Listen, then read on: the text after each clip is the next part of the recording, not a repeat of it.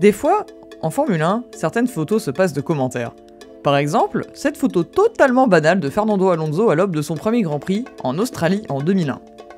Rien à redire, vraiment. C'est une simple photo promotionnelle de début de saison pour montrer un rookie. D'autres sont bien plus difficiles à comprendre sans le contexte. Parfois, c'est juste parce qu'elles sont de base absurdes, comme une de mes favorites personnellement, Ayrton Senna et Rubens Barrichello dans ce qui s'apparente au McDo le moins éclairé du monde. Je n'ai pas de contexte, je ne souhaite pas l'avoir, et je trouve juste l'image absolument spectaculaire tellement elle est immonde. Des fois, c'est parce que le contexte est nécessaire, mais peut se deviner. Typiquement, les photos promotionnelles comme celle-ci, qui, outre le fait que c'est la seule fois où Heinz Harald Frentzen a souri de 1998, s'explique parce que Williams avait alors comme sponsor Woody Woodpecker. Vous allez me dire que c'est pas marrant. Mais il existe une troisième catégorie de photos dans ce genre, et c'est à la fois les plus rares et les plus intéressantes. Cette catégorie, ce sont les photos dont le vrai sens ne se révèle que quand vous avez le contexte exact. Allez, on va faire un petit jeu. Sur cette photo de podium, qui a remporté la course? Ceux qui savent, ne dites rien. Vous allez me dire, mais Fly, c'est évident que c'est le type au centre qui est le gagnant de la course. Bah oui, il est sur les épaules des deux autres, et il a l'air heureux comme un passon. Et dans un certain sens, j'imagine que vous n'avez pas tort, vu que le type au milieu a bien gagné quelque chose ce jour-là. Mais bon, vous imaginez bien que si je vous montre cette photo et que je vous pose la question, c'est que je manigance quelque chose.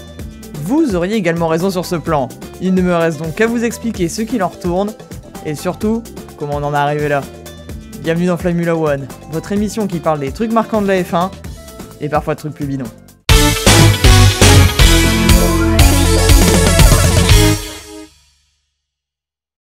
Rien de mieux pour démarrer cet épisode que vous présenter les trois hommes sur la photo. À gauche, on a David Coulthard, pilote écossais roulant pour McLaren. C'est sa seconde saison dans l'écurie de Woking, après avoir passé 2 ans chez Williams, en remplacement de feu Ayrton Senna. Au centre, sur les épaules des deux autres, Jacques Villeneuve, pilote canadien roulant chez Williams justement, et fils aîné du regretté Gilles Villeneuve. Lui, c'est sa seconde saison tout court en F1, après un parcours court mais intense en IndyCar. Enfin, à droite, un visage qui ne sera pas méconnu des abonnés de l'émission. Le Finlandais Mika Häkkinen, dans sa 4ème saison avec McLaren. Cette photo a été prise à l'occasion du dernier Grand Prix de la saison 97, qui est une course riche en rebondissements, et surtout en conséquences pour l'année qui vient de terminer. A vrai dire, le podium ne ressemble pas à ceux du reste de la saison, mais pour que vous voyez où je veux en venir, il va falloir que je vous donne le contexte précédant la course. Après tout, vous vous demandez peut-être où est passé le très grand nom de cette décennie.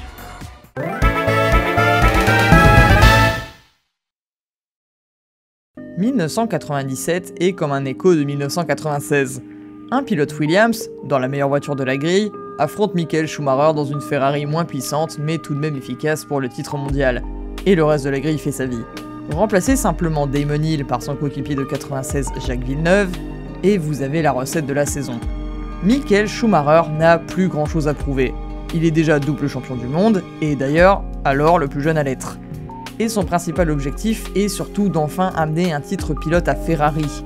L'écurie attend ça depuis 1979, quand Rudi Scheckter l'avait gagné. Enfin, si, il y a une chose que Schumi doit encore prouver. Qu'il peut gagner un combat pour le titre aussi étroit en points sans volontairement percuter son adversaire en course. Demandez à Damon Hill son avis sur leur affrontement à la fin de la saison 94, certainement qu'il saura vous en dire quelque chose. De l'autre côté du ring, Jacques Villeneuve s'est révélé être un rookie exceptionnel en 96, en tenant tête au même Damon Hill, mais il a eu une saison 97 compliquée. Il est en déficit de points par rapport à Schumacher et a connu des courses décevantes comme lui comme pour ses patrons. Des courses pas aidées par de mauvaises stratégies de la part de Williams par moment. Il a d'ailleurs des rapports tendus avec son écurie, mais une fin de saison plus prometteuse que le début permet aux deux parties d'envisager un nouveau titre pilote pour aller avec le titre constructeur glané plus tôt dans la saison. Et puis, je parle d'un écart entre les deux hommes, mais il n'est que d'un, pauvre point au moment de la dernière course de l'année. De plus, comme il a plus de victoires en 97 que Schumacher, même s'il venait à finir avec le même nombre de points que lui, Jacques serait désigné champion du monde. Donc, rien n'est perdu, mais tout reste à faire. En fond, on a quelques pilotes à distinguer du reste. Le coéquipier de Schumacher, Eddie Irvine, est tellement hors du coup que c'en est presque drôle. Celui qui fait moins de figuration est le coéquipier de Villeneuve, l'allemand Heinz Harald Frentzen. Il est arrivé à Williams en 97 en remplacement de Hill et fait plus que pâle figure face à Villeneuve, qui a le double de ses points. En effet, contrairement à lui, Frentzen a un mal fou à s'intégrer à Williams et ne profite pas autant du potentiel de leur voiture. Quoi qu'il en soit, à la fin de la saison, il est clairement assigné au rôle de faire valoir dont la mission est de sécuriser le titre constructeur de son coéquipier. Après tout, lui, il est hors concours depuis des lustres. Parmi les autres écuries notables, on a Benetton, qui ont récupéré le mythique duo Ferrari du début des années 90, composé par l'Autrichien Gerhard Berger et le Français Jean Alesi. S'ils ne sont plus aussi forts que quand Schumacher leur filait des trophées à ne plus savoir quoi en faire, Berger comme Alesi ne se sont jamais avoués vaincus de la saison, et ont de bonnes chances de finir à des places plus que respectables au vu de leur voiture. Après tout, Benetton n'est pas 3ème au classement par pur hasard. Jean en particulier a quelques podiums à son nom, tandis que si Gerhard a annoncé sa retraite prochaine, il n'en a pas pour autant démérité. Le grand Autrichien, d'ordinaire blagueur et jovial, mais en son dernier week-end discret et taciturne, manquera sans doute au paddock dans les années à venir. Juste en dessous d'eux, au classement constructeur, se trouve McLaren, qui ne sont pas exactement les poids lourds qu'ils étaient au début des années 90, c'est sûr, mais ils remontent doucement la pente à l'aide d'un moteur Mercedes. Ce moteur, qui a connu des débuts assez compliqués en 1995, s'améliore d'année en année.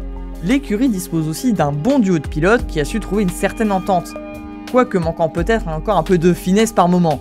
Leur principal problème est donc, outre que les Williams leur font manger leur crotte de nez, la fiabilité de leurs engins, qui ont déjà joué des tours aux pilotes. En parlant d'eux, c'est David Coulthard qui joue le rôle de fer de lance de cette écurie. Il est 4ème au classement, juste derrière Jean Alesi, et a 2 victoires à son nom en 97, dont la première course de la saison en Australie. Toutefois, la chance ne lui a pas spécialement souri après cela, et s'il a relativement dominé son coéquipier en première moitié de saison sur la piste, il commet encore des fois des grosses erreurs qui peuvent lui coûter cher. Après, David n'est qu'à sa 3ème saison de F1, ayant débuté pour remplacer Ayrton Senna après sa mort à Imola, et McLaren sait qu'ils ont chez eux un grand pilote, mais qu'il a encore besoin d'accumuler de l'expérience. Leur autre pilote, Mika Häkkinen, arrive à lui être encore moins chanceux que son coéquipier. Bien sûr, n'oublions pas que Coulthard était plus marquant que lui en début de saison, mais force est de constater, la chance lui a joué des tours nombre de week-ends. Pas de mécanique, disqualification hors de son contrôle, explosion de moteur. À vrai dire, l'infortuné Mika a tout vu lui arriver cette saison. Et surtout, il ne cesse de connaître des genres de quasi-victoires où il aurait pu franchir la ligne d'arrivée le premier, mais où la chance lui glisse alors systématiquement entre les mains. En effet, même quand la McLaren est bonne, la sienne lâche avant la fin de la course. La dernière déconvenue en date remonte à même pas 2 courses avant le final, au Grand Prix du Luxembourg, qui est au Nürburgring, en Allemagne, je vois pas de problème, où son moteur l'a encore lâché. Décidément, est-ce que Häkkinen gagnera enfin un jour une course en Formule 1 ? En tout cas, Williams, Ferrari et tous les autres se rendent à Jerez, en Espagne, pour le dernier round de la saison, le Grand Prix d'Europe. Une appellation qui, j'imagine, a besoin d'une explication ou deux.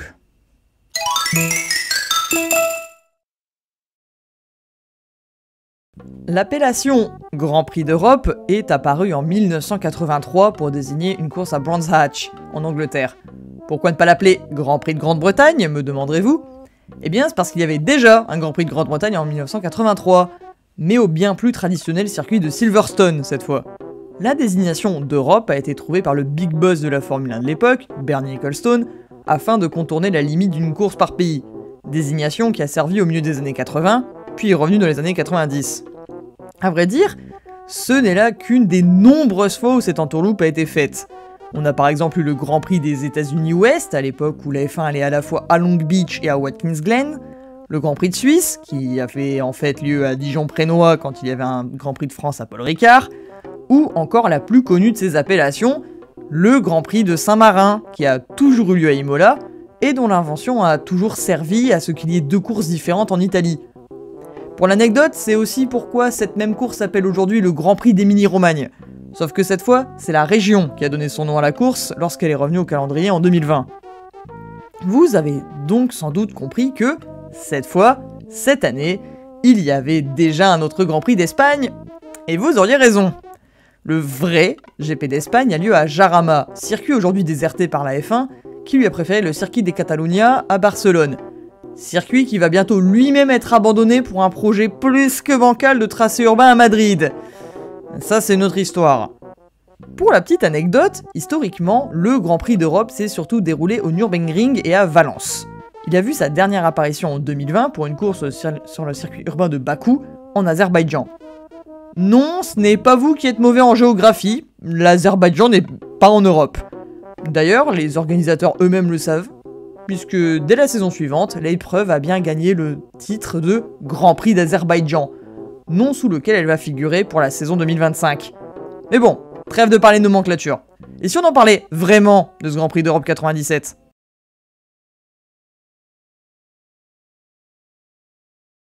Cette finale de saison est en fait la finale de beaucoup de choses. De la carrière en Formule 1 de Gerhard Berger, de la pige de motoriste de Renault, ou encore de la livrée Rossmann, actuellement vêtue par les Williams. C'est dans cet esprit de fin, ainsi que dans la nervosité du combat entre Schumacher et Villeneuve, que commence le week-end de course. Les essais du vendredi sont surtout passés à dépoussiérer la piste, qui est par conséquent peu adhérente, tandis que les écuries essaient surtout des paramétrages de course plutôt que de trouver des tours rapides. Le samedi matin, rebelote, la piste est glissante, et ce sont les McLaren qui arrivent à mieux rester dessus. Seul événement mémorable, gêné par Irvine, Villeneuve redoute un coup fourré et décide d'aller s'expliquer avec lui chez Ferrari. En vain. Ce qui nous importe, bien sûr, c'est ce qu'il se passe le samedi après-midi en qualification. Les conditions perturbent les tentatives d'amélioration des pilotes, avec une montée des températures mais aussi le vent qui se lève à intervalles réguliers, impossible de prédire une bonne fenêtre de déploiement. Les Williams sont comme toujours favorites, et Villeneuve s'empresse de le confirmer en signant le temps de la pole au bout d'un quart d'heure, en 1 minute 12,072. Et là, événement rocambolesque, un quart d'heure plus tard, Schumacher marque un 1 minute 12 secondes et 72 millièmes. Ça ne s'est jamais produit dans l'histoire de la Formule 1. Et encore plus bizarre, à cause des conditions en piste, ni Villeneuve ni Schumacher ne parviennent à améliorer leur temps. Il faut donc attendre qu'un autre pilote les départage, et à 10 minutes de la fin de séance, c'est ce qu'a l'occasion de faire Frentzen. Son tour rapide est dans les temps de Villeneuve et Schumacher, ce qui est de bon augure. Il franchit donc la ligne de départ en améliorant son temps, qui est à présent à 1 minute 12 secondes 0,72. Invraisemblable mais vrai, ce ne sont pas 2 mais 3 pilotes qui viennent de faire le temps de la pole. Du jamais vu en 47 ans. Les chronométreurs de TAG sont tout de suite assaillis par les journalistes. Mais même eux sont absolument effarés. Les 3 temps sont bien identiques au centième de seconde, et sont donc impossibles à départager sur ce plan. Malheureusement, ils ne peuvent pas tous les 3 partir de la ligne de départ, et il faut donc décider qui partira en pole position le dimanche. Finalement, la pole position ira à celui qui a marqué le temps en premier. C'est donc Jacques Villeneuve qui s'élancera en premier sur la grille, suivi de Michael Schumacher, et enfin, sur la seconde ligne, le grand perdant de cet imbroglio, Heinz-Harald Frentzen.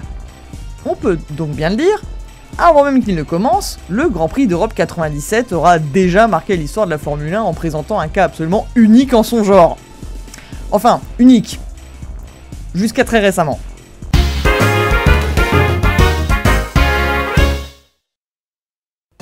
Qui de mieux pour réussir à reproduire un exploit de 1997 qu'un pilote né en 1997, dont le père était pilote de Formule 1 en 1997. Ça tombe bien, Max Verstappen est né le 30 septembre 1997 et est le fils de Jos Verstappen, qui était alors pilote en Formule 1 chez Tyrrell. 27 ans après cela, Max était à Montréal pour le Grand Prix du Canada 2024. Comme pour la saison dernière, et étant triple champion du monde en titre, il part ultra favori pour cette course. Et la pole position. En effet, depuis 2022, Max les enchaîne. Et si la Red Bull a été battue par la McLaren de Lando Norris à Miami et plus récemment la Ferrari de Charles Leclerc à Monaco, ces événements semblent plus être des exceptions que la règle. Pourtant, Max a des qualifications difficiles au circuit Gilles Villeneuve. Premier mauvais signe, en essai libre, les éléments électriques sur sa voiture prennent feu, et il doit rater quasiment toute la séance d'essai libre du vendredi après-midi. Dommage, mais c'était pas un week-end de course pour Max sans que sa voiture déconne en amont de la course, tout ça pour remarcher comme un charme une fois le Grand Prix venu. Second signe, son coéquipier Sergio Pérez est éliminé dès la Q1, comme à Monaco. Mais au vu des mauvaises performances de Pérez depuis quelques courses, c'est sans doute juste lui. Troisième signe, et cette fois plus urgent, Max lui-même manque d'être éliminé en Q2, comme les Ferrari, et ne s'en sort qu'avec un 7ème meilleur temps à la fin de la session. Il fait presque pas le figure face aux Mercedes de Lewis Hamilton et George Russell, pourtant coltinés au haut milieu de grille depuis le début de la saison. La Q3 est étrange, rien que pour l'absence des Ferrari, elle qui avait été si brillante à Monaco 2 semaines avant, mais aussi elle voit au bout de quelques minutes George Russell claquer un 1.12.00, le meilleur tour rapide du week-end jusque-là. Le Britannique s'est aidé d'un peu d'aspiration pendant son tour lancé, mais a maîtrisé l'atterrissage sans commettre d'erreur. Les McLaren se classent toutes les deux sur ce temps, Lando Norris devant Oscar Piastri, mais tous deux derrière la Mercedes. Lewis Hamilton non plus ne parvient pas à reproduire le temps de son coéquipier, manquant d'adhérence sur ses pneus. Les autres voitures ne peuvent prétendre à un tel temps, toutes, sauf bien évidemment la Red Bull de Max Verstappen. A la fin de la Q3, 3 pilotes sont encore lancés sur des tours rapides. Lewis Hamilton ne parvient pas à améliorer et ne se classe que 7ème, derrière les deux McLaren et la V-Carb d'un Daniel Ricciardo des grands soirs. Russell non plus n'améliore pas son temps, ces 3 secteurs sont moins bons que son tour rapide de début de session. Il ne reste donc que Verstappen, lancé sur un bon tour, qui bat un record de secteur et finit avec un 1.12.000. Comme en 1997, la règle tranche entre Verstappen et Russell et attribue la pole à celui qui a fait le temps en premier. La pole revient donc à George Russell, qui contre toute attente signe ici la seconde pole de sa carrière et la première pour Mercedes de la saison. Celui-ci ne la concrétisera pas, en course par contre, et c'est d'ailleurs Verstappen qui gagnera la victoire finale. Mais Jacques Villeneuve a-t-il suivi cette trajectoire à Jerez, 27 ans avant de commenter ses qualifications rocambolesques? C'est ce qu'il nous reste à voir.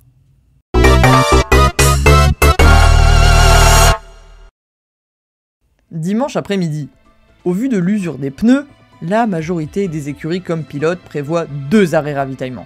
La tension est à son comble, presque électrique, quand les 5 lumières au-dessus de la ligne d'arrivée s'éteignent. C'est parti pour 69 tours du circuit de Jerez. Très mauvais départ pour Villeneuve, qui fait patiner ses roues arrière. Schumacher et Frentzen en profitent pour tout de suite le dépasser. Villeneuve fut donc tout de suite en 3ème position. Ils sont suivis des 2 McLaren, Hakkinen devant Coulthard, et de Larose de Damon Hill, très bien qualifié grâce à l'avantage du fournisseur de pneus Bridgestone sur celui équipant les top teams, Goodyear. Villeneuve ne reste pas longtemps 3ème. Au 8ème tour, Frentzen lui ouvre la porte, et il peut donc partir à la poursuite de Schumacher. Il n'arrive cependant pas à le rattraper. La Ferrari creuse l'écart avec la Williams tour après tour. Frentzen ne peut pas venir aider son coéquipier non plus. Il est en train de se faire rattraper par Hakkinen, qui a embarqué moins d'essence que lui et a donc une monture plus légère. Et il doit donc faire attention au Finlandais avant la course de son camarade. Au 22ème tour, Schumacher se plie à son premier arrêt pour remettre du carburant et chausser de nouveaux pneus, et repart devant les 2 McLaren. Villeneuve prend la tête virtuelle de la course, mais se plie dès le tour suivant à son propre ravitaillement et repart à son tour derrière les McLaren et Schumacher. Frentzen prend la tête de la course. Coulthard puis Hakkinen font leur ravitaillement au tour 25 et 26 respectivement, laissant de nouveau champ libre à Villeneuve pour aller se battre avec Schumacher. Il revient sur les talons de ce dernier, mais ne parvient pas à le dépasser, même en prenant son aspiration. Après avoir retardé son arrêt, Williams appelle enfin Frentzen au stand pour son premier arrêt.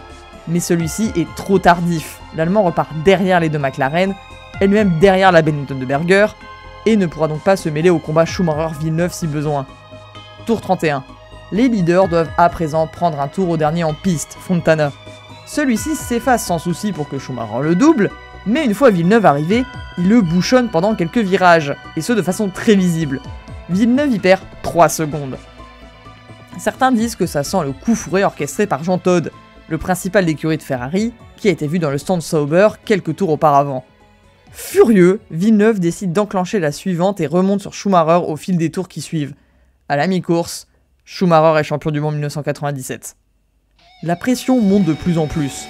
Au début du 41e tour, Villeneuve exécute un tout droit, tandis qu'un peu plus tard, Schumacher allume une rue au virage dit Michelin. L'écart entre les 2 hommes est de maintenant 2 secondes à l'avantage de l'Allemand. Second pit stop pour Villeneuve au tour 44. Malheureusement, celui-ci prend du temps et Villeneuve repart non seulement derrière Schumacher, mais surtout derrière Coulthard. La course semble donc avoir basculé en faveur de Schumacher. Hakkinen aussi fait son second ravitaillement, un peu plus bas dans le tableau. Heureusement pour Villeneuve, Coulthard ne tarde plus à regagner les stands, lui laissant à nouveau champ libre pour revenir sur Schumacher. Le Canadien ne se fait pas tarder et cravache tout de suite pour aller combler l'écart, tandis que Coulthard regagne la piste devant Hakkinen. L'écart entre les 2 premiers est à présent d'1 seconde. Au 47e tour, et alors que Frentzen parvient à le recoller un peu, cet écart est réduit à 3 dixièmes de seconde. Villeneuve fond sur Schumacher et se laisse aspirer par ce dernier. 48e tour. Villeneuve essaie de dépasser Schumacher à l'épingle dite dry sack quand...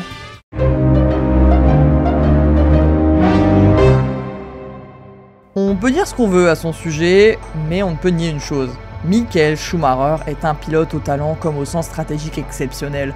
Et aujourd'hui, à Jerez, alors que le nez de la Williams numéro 3 se profile devant celui de sa Ferrari à l'épingle, dans un geste tout autant empli de panache que de folie, il est en train de se rendre compte que le titre est en train de lui glisser entre les doigts. Alors, il fait une chose très pragmatique, hanté par l'instant. D'un coup de volant, il tasse Villeneuve à droite, lui rentrant volontairement dedans. Un geste qui n'est pas sans rappeler ce qu'il a fait à Damon Hill en Australie en 1994, dans des circonstances similaires. Un geste absolument désespéré, parce que Michael veut sa 3e couronne sur sa tête, peu importe le prix. Dans l'instant, peu importe que ça soit affreux, il doit neutraliser Villeneuve. Il ne peut pas le laisser dépasser. S'il le laisse filer, alors c'est le titre qui lui échappe. Encore! Alors Michael donne ce vilain coup de volant. La roue avant droit de la Ferrari percute le ponton gauche de la Williams. L'espace d'un instant, son plan semble arriver à ses fins. Les deux adversaires se rentrent dedans, endommageant les voitures. Sauf que Michael se rate. Villeneuve parvient en effet à prendre le virage, mais pas lui. La Ferrari est renvoyée dans les graviers où elle s'enlise. Elle n'en ressortira pas. Son pilote en sort par automatisme, fixant du regard son concurrent partir vers ce qu'il vient sans doute de perdre, le championnat du monde. Pire encore, vu la manœuvre désespérée de Villeneuve, en lui endommageant le ponton, Michael lui a peut-être sauvé la mise et donc ses chances de titre. Lui qui a tout fait pour se donner une 3e couronne ici à Jerez, il n'a plus qu'à prier que la Williams soit plus touchée qu'elle n'en a l'air. Michael ne finira pas la course, mais ce coup de volant n'est pas prêt de disparaître des mémoires.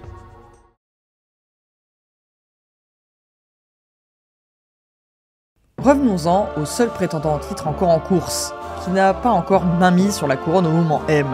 En effet, Jacques doit maintenant non seulement finir la course, mais aussi être dans les points pour pouvoir le supplanter à la tête du classement.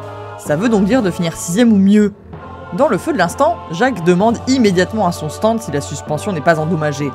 Après quelques tours à scruter la télémétrie comme si leur vie en dépendait, l'ingé de Jacques, Jock Clear, a le plaisir de lui annoncer que la Williams n'est pas mortellement touchée.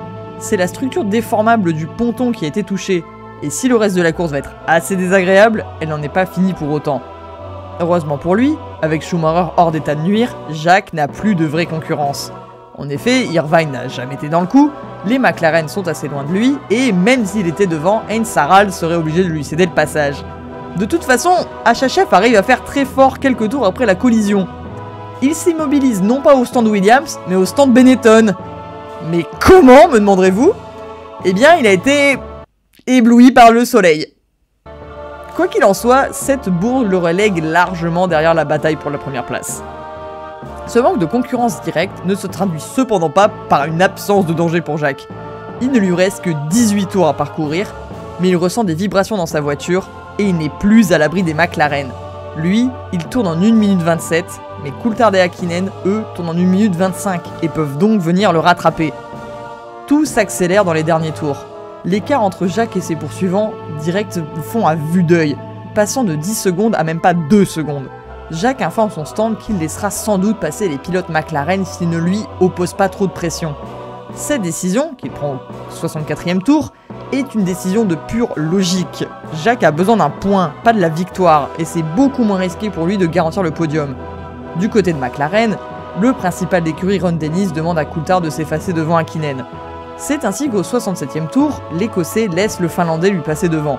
Ce dernier ne tarde pas à mettre à profit ce cadeau et fond sur Jacques, qui le laisse passer.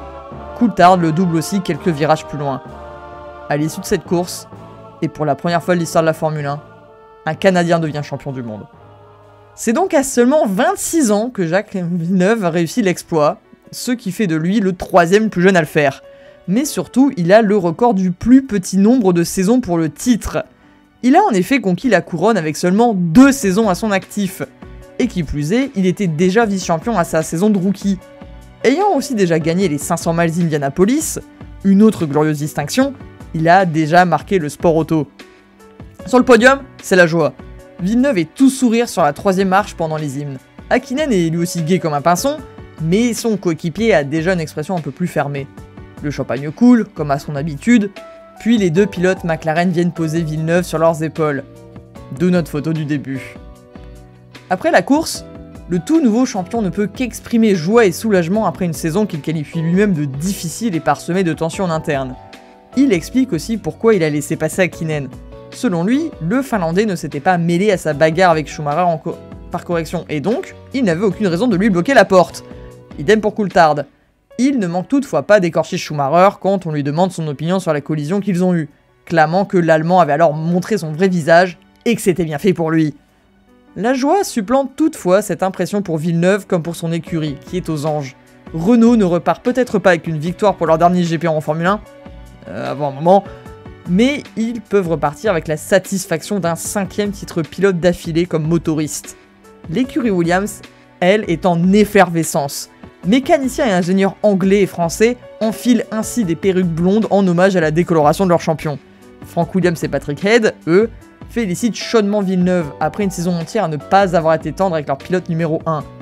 La saison 97 se termine donc très bien pour Williams, qui repart avec les 2 titres. Mais elle réserve aussi une dernière surprise pour leur plus grand adversaire de la saison, une très mauvaise surprise, en l'occurrence.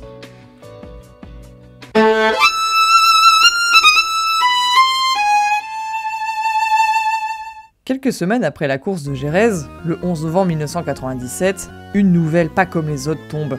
Michael Schumacher est jugé coupable de comportement non sportif envers Jacques Villeneuve par la commission sportive de la FIA et se voit disqualifié, non pas juste de la course, mais de toute la saison 97.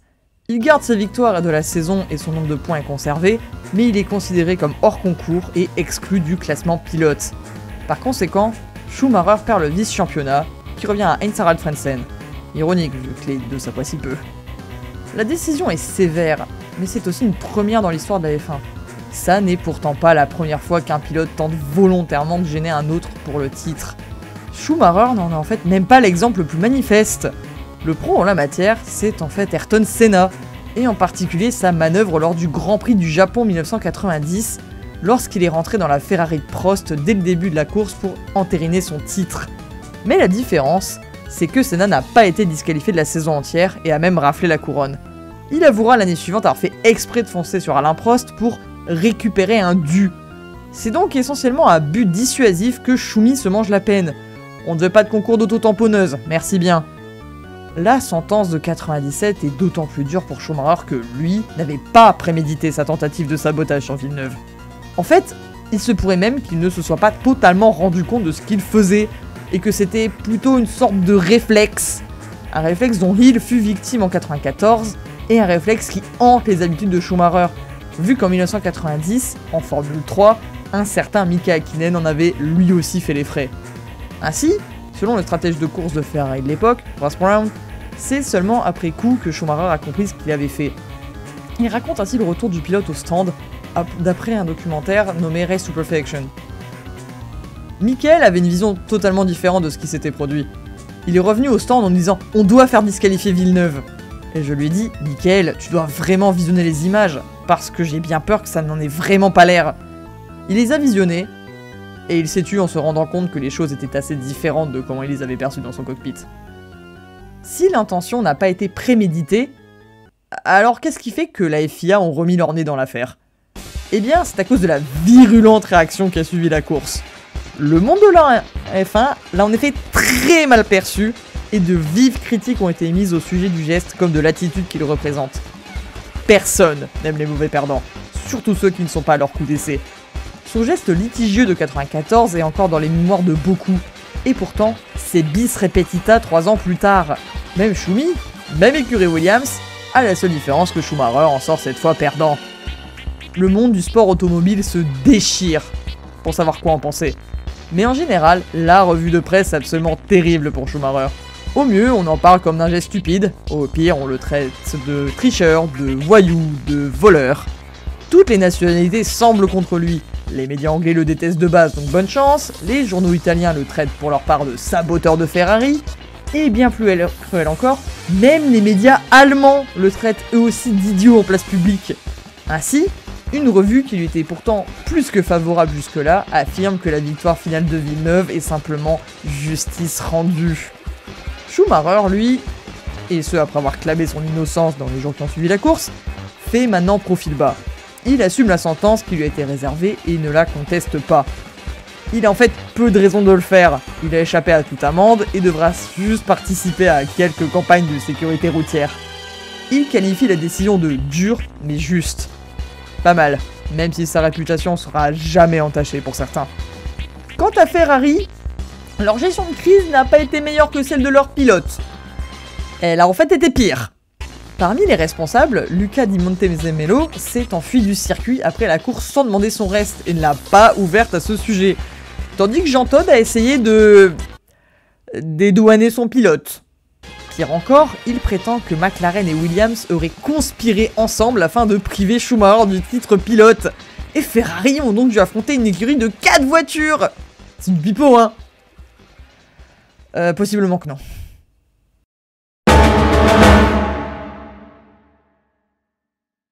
C'est quoi cette accusation de Jean Todt exactement? Eh bien, selon lui, McLaren et Williams se seraient arrangés avant le départ de la course. Pour être exact, il est rapporté que Frank Williams et Ron Dennis avaient un accord. McLaren aidait Williams dans la course au titre, et Williams leur laissait gagner la course avec un de leurs pilotes. Le grand perdant? Schumacher, bien entendu.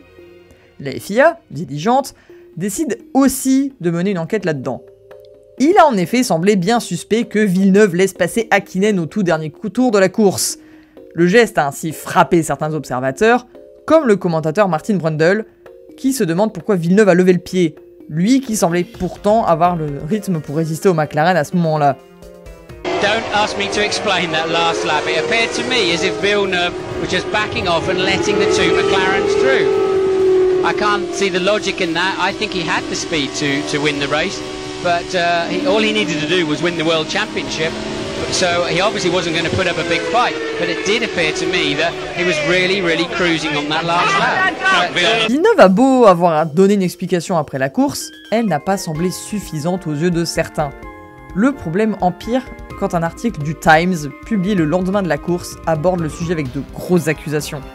L'auteur y avance ainsi que McLaren et Williams avaient décidé ensemble de l'ordre dans lequel finirait la course, et avançait notamment des communications radio entre Williams et Dennis, tout reposant que sur sa décision de Villeneuve. Colportant ainsi les mêmes accusations que Todt, et dans un contexte de shit show absolu pour la F1, la FIA a donc décidé d'aussi mener cette enquête.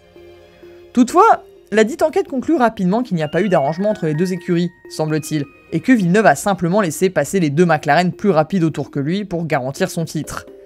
De plus, il n'avait que peu de raisons de gêner Häkkinen et Coulthard, qui avaient été fair-play avec lui plus tôt dans la course. Il ne sera donc rien fait de ces accusations qui, dans un sens, semblent plus ressembler à une tentative de Ferrari de retourner le problème sur quelqu'un d'autre. Retournement de situation. Des années plus tard, David Coulthard puis Patrick Head, ingénieur en chef de Williams à l'époque, avanceront tous deux dans des interviews qu'il y a bien eu arrangement entre leurs patrons, qui eux l'auraient nié. Head en particulier l'affirme dans un épisode du podcast Bring Back V10s, où il raconte qu'il a appris à propos de l'accord en cours de course et qu'il y était opposé. Toutefois, aucun des deux témoignages n'a de preuve, même s'il est difficile de concevoir une raison pour laquelle les deux hommes mentiraient. Quoi qu'il en soit, si accord il y a bien eu, il ne sera jamais ni prouvé, ni puni. Une saison de F1 de plus, et une fois de plus où la dernière course de la saison a provoqué un scandale. Décidément, plus les choses changent et plus elles restent les mêmes. Mais j'ai l'impression que dans tout ça, on a un peu oublié quelqu'un, non?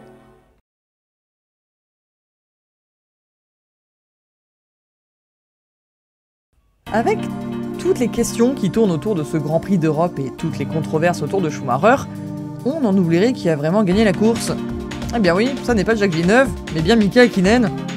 Il faut dire c'est une victoire un peu en demi-teinte pour le Finlandais, qui, même s'il a fait course exemplaire, a indéniablement été propulsé en première place à la dernière minute par un ordre d'équipe pour Coulthard et une logique pragmatique de Villeneuve, qui lui avait donc laissé la porte ouverte juste avant la fin de la course. Mais voilà, s'il y a une personne qui mérite bien de gagner un Grand Prix en octobre 97, c'est Mika Häkkinen. Cela faisait en effet 96 courses qu'il court après la victoire, et que dès qu'il la frôlait, elle lui glissait des mains d'une façon ou d'une autre. 6 saisons, qu'il courait après la plus haute marche du podium, voyant parfois ses coéquipiers gagner là où lui était resté sur le carreau. La saison 97 en particulier n'a cessé de lui offrir espoir déçu sur espoir déçu, souvent victime de problèmes mécaniques ou moteurs.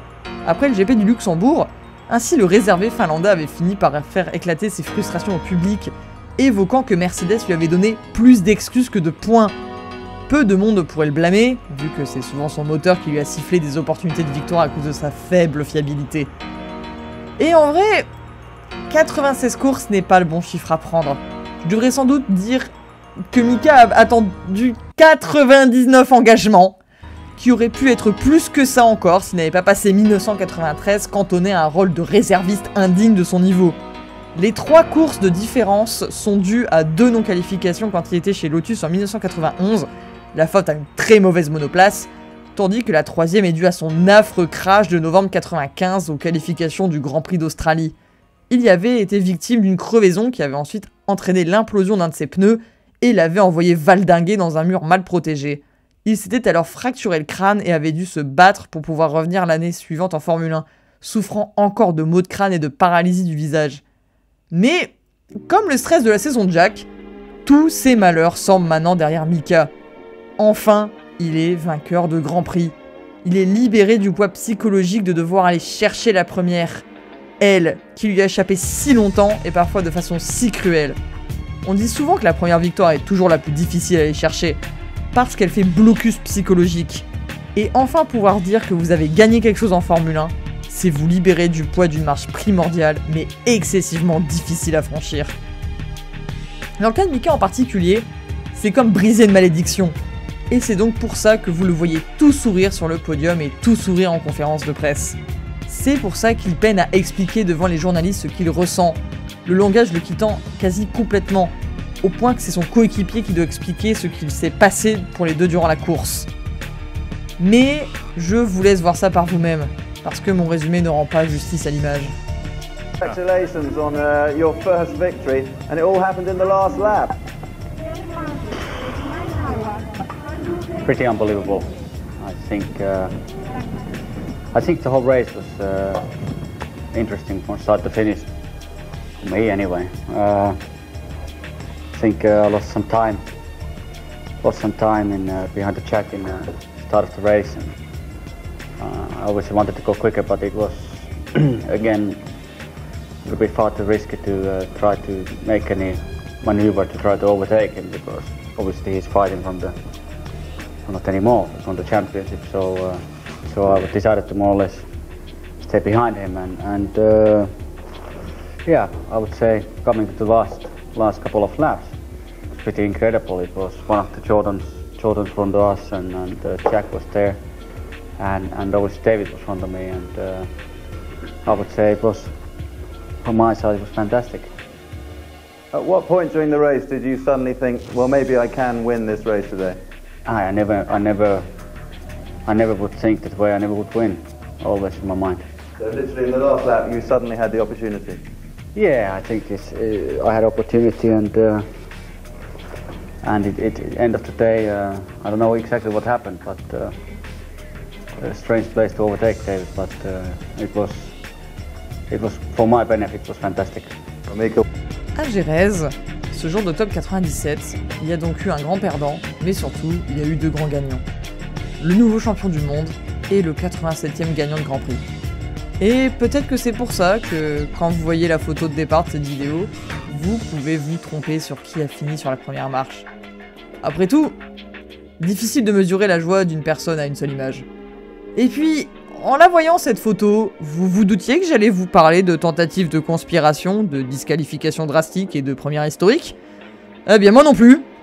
Mais que voulez-vous? C'est ça le plaisir de faire cette émission. C'est me perdre au cours de mes recherches et ressortir de là avec toujours plus de choses à raconter. Et oui, j'imagine que c'est encore parti sur un envolé lyrique au sujet du même pilote finlandais de l'âge de mes parents, mais ça fait aussi partie du lore maintenant. Et avouez, cette photo ne peine pas mine par rapport à son contexte, non?